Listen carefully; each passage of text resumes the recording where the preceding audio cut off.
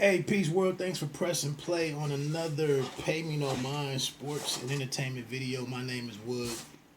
I don't like this sitting here all in the shot or this right here. Let me get this off my desk. There we go. Yeah, so huge record today or this weekend with Busta Rhymes' Extinction Level Event 2, The Wrath of God, you know, The Return of the Dragon. Seriously. So I'm excited. I was excited when this came onto the calendar to hearing the single with Kendrick and Michael and the Jackson Five, even a joint with Anderson Paak. So I'm not gonna go song for song on here. Couple of thoughts. One is interesting because check out this Vulture article, vulture.com. It's an article on here by Craig Jenkins. Uh, Excellent article. Q&A with Busta Rhymes gives you some additional background on why it took 12 years to make this project. And if you know Busta, man, he's a hell of a character. He talks about a lot of stuff, and he's just a very engaging dude, man. So I would check that out as you listen to this record this weekend. Vulture.com. Another thing that's dope about this project is like maybe Scorsese, definitely like a Spike Lee, Christopher Nolan, how they have these projects over the years, and with a lot of them they have the same core cast of either actors or they work with the same person does the score, the same person does the casting. Maybe they work with the same writing crew or something. And here you see Busta Rhymes with his same cast of dudes on the production. Is DJ Scratch, Swiss Beats, Knots does a lot of heavy lifting here, Rock Wilder. And then we also, an interesting development is that we have Busta Rhymes get behind the boards later in the album. So I think that's phenomenal, that you just don't change up with the times necessarily. And I like that. If you look at a Spike Lee joint, it's the same 8 guys, the same 8 brothers, and a couple of sisters. That's just how he rolls. One of them just passed away recently. But anyway, that's neither here nor there. No disrespect to that brother that lost his life. Another thing that stands out to me, I don't think I was gonna say Extinction Level Event before I really went back and looked at the playlist. I thought it was deserving of one of those projects where we did like the 15-year, the 20-year anniversary, the 25 it's a little thin in the middle parts of that record. So I think but I love the way it started off with "There's Only 1 Year Left," "Everybody Rise," "Where We About to Take It, Tear the Roof Off." I like that. But I think the album that's overlooked is Anarchy. I think Anarchy, which came out in 2000, it came out in June. In June of 2000, it should have been a 20-year celebration of Anarchy. Because you got to think, and another thing that's present in E.L.E. 2, is Busta Rhymes is phenomenal with album joints, album songs. I don't know if I can put too many guys above him in the quality of an album song. Not a single, not a video, but just a regular joint on there. And it's evidenced here on Anarchy. There was no videos for The Heist with Ghostface, Raekwon, and Rock Marciano. And Busta also does his thing because he's giving you 20 damn joints per album. He's done that throughout his career. But here on Anarchy, at track 18, he has Lenny Kravitz with Make Noise. Track 19, Ready for War, MOP. Track 20, DMX and Jay-Z with Why We Die. So Busta is just a very interesting figure in terms of album making.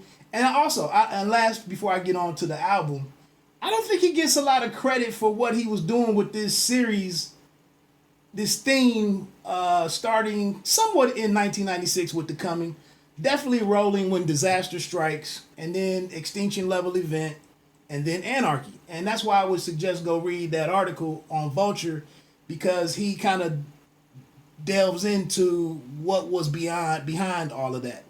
So getting to this project though, E.L.E. 2.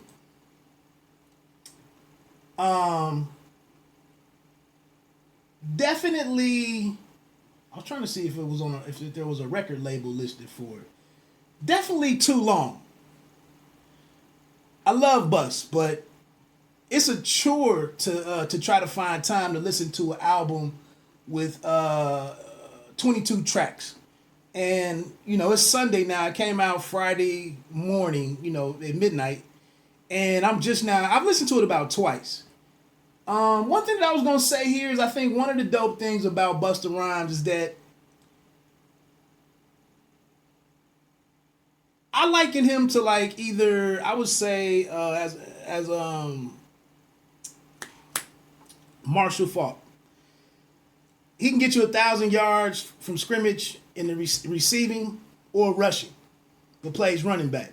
Versatile dude. You can put him up again with MOP. You can put him side beside Jay-Z, beside Big, besides Nas, De La Soul, Tribe Called Quest, Eminem, Ludacris.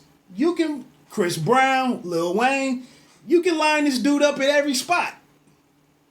Basketball parlance, he can play 1 through 5.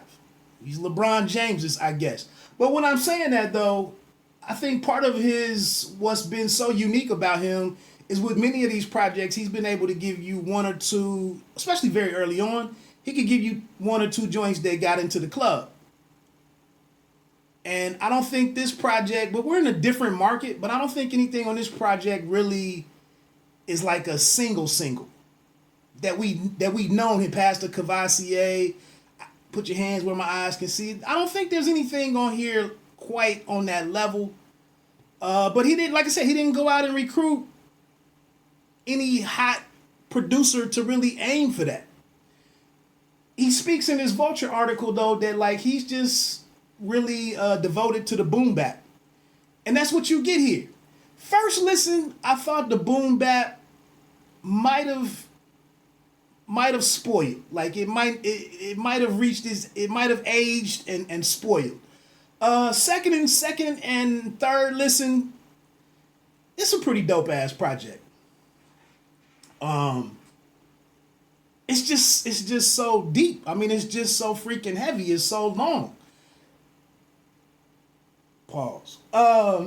So with that said, yeah. So interestingly, in that Vulture piece, he says that I don't know if it was in the intro joint, E.L.E. 2 intro featuring Rakim, or if he was talking about The Purge, but one of those tracks is actually a holdover of a track that didn't make it onto the original Extinction Level Event back in 1998. So he put it on here because he said it helps to bring the energy and the messaging that he had from 1998 to this. And that's what I was saying when I first listened to it, and I get into The Purge, and then Czar, and I'm like, maybe the formula didn't update too well, or it's not translating well in 2020. I was wrong. It happens. But The Purge with Swiss Beats. Oh, and then to hear Rakim was a big surprise. Spitting, the one thing now is like Rakim used to do all of that, but it really fit into the song. I mean, it really fit into the song well and seamlessly. And it's like now he's saying these things, but they just don't. They come off a little like preachy in a way, sort of. But it's still dope. And I like how Busta Rhymes in the songs is the song and says, "Hey, we just giving you something to think about." Like all that other stuff you doing, getting caught up in the coke rap with some of these dudes, the mumble stuff, the drug addict, the pill popping, whatever them, all the stuff that you're listening to right now, I have come to feed you. I've come to drop some stuff on you. This album delivers a lot of heft. That's why I'm not going through any of the lyrics. Tons of great lyrics on here. So anyway, man, The Purge, Strap Yourself Down, produced by Pete Rock and Dilla. Solid. SAR, track 4, featuring MOP, produced by Rock Wilder. I thought The Purge and SAR maybe sounded a little too much alike at first, but the video for SAR is dope. And MOP, I see their name on there, and I'm expecting Billy Danze and Fame, and they just kind of relegated to the ad libs and the chorus and whatnot. The video was dope though. It made me think of the old school videos, or Bus in his video bag, what he used to do. But dope there. Out of My Mind. This is the one track on here that Busta Rhymes producing. Just to chop up that breakdown from Belle Biv DeVoe's song from Poison. This was kind of a bad idea for me.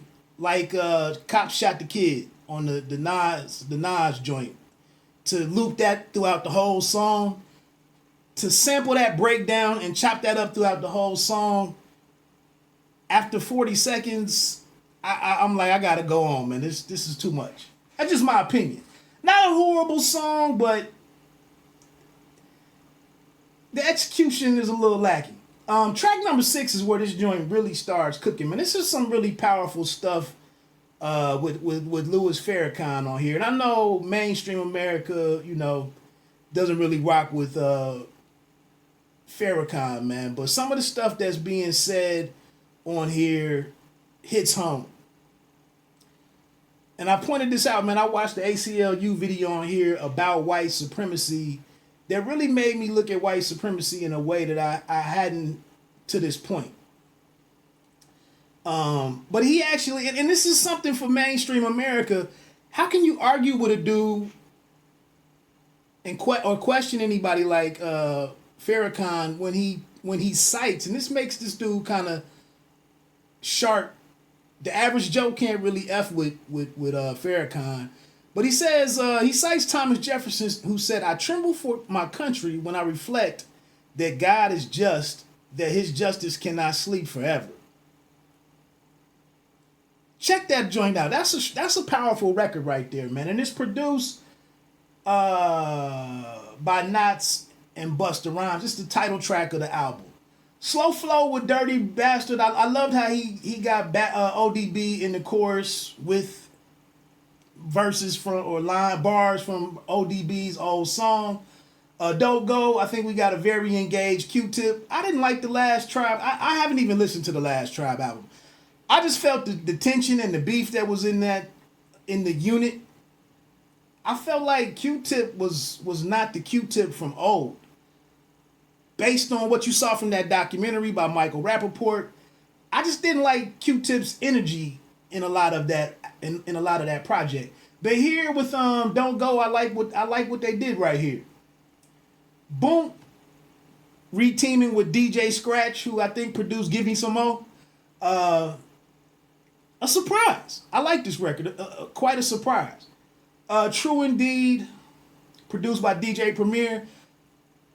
A really kind of a different sample from what from DJ Premier. Dope record. That's track 10. Track 11, Master Far Muhammad featuring Rick Ross. Produced by Terrence Martin and High Tech. Hadn't seen High Tech's name in a while. Shout out to Cincinnati. Dope record. Real dope record. Real Ross showing a lot of growth, popping up on the Griselda projects. Rick Ross will get in the gym with you. He'll get in the gym with you in a second. You with track 12 with Anderson .Paak, produced by Anderson .Paak. That's kind of challenging for a dude like Anderson .Paak to rhyme with Bus. But this song sounds better embedded in the album for me, popping up in the playlist for me. it sounds better. Track 13 is kind of a 13 Oh No, produced by Dreddy. Nothing too memorable on that one. The Don and the Boss featuring Vibes Cartel, track 14, produced by Shife. Uh, Bus does his Caribbean thing, and gets that in dance hall, reggae, however you want to look at it. Track 15, produced by Ninth Wonder, Best I Can, featuring Rhapsody. I like that we're getting some different sounds away from kind of the rebel music and the theme, extinction level event earlier in the playlist. But here with Rhapsody, we kind of dealing with everyday life stuff, with real people stuff. I thought it was a bit of a stretch for Rhapsody, who's not a parent as far as I know. I don't think she has any kids. I thought it was kind of a stretch to ask her to play along as the mother who's keeping the kid from the father. And it was interesting that Bus came to speak on this. I don't know what his situation is. I know one of his kids graduated or went. He had something on Instagram maybe a year and a half or so ago about a couple going to an HBCU or a nice college or university or something. That's an all right record. This joint, Where I Belong, with Mariah Carey, I kind of skipped over it. Not the same magic that they had years ago, in my opinion. Then here we get to the ending right here, where the project is kind of catches its second wind. Deep Thought produced Busta on the production. It's a weird female song. Uses the sample used by Rakim on the Ghetto. We saw Rakim in the intro track. Deep Thought is a dope record. Track 18 is more of a transition to Look Over the Shoulder. I won't go back into that, but phenomenal performances by Kendrick Lamar and Busta Bus. We've seen heavyweights really exchange and trade punches and style and flavor and ability and skill right there. So that's dope. And I found out Knots produced that. Backstory on how that record came about is in that Vulture article. You Will Never Find Another Me. This gives me like Dead Presidents vibe.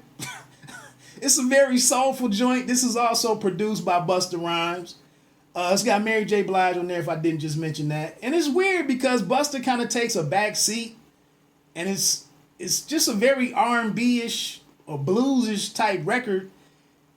And it doesn't feel like Busta's song, but it is.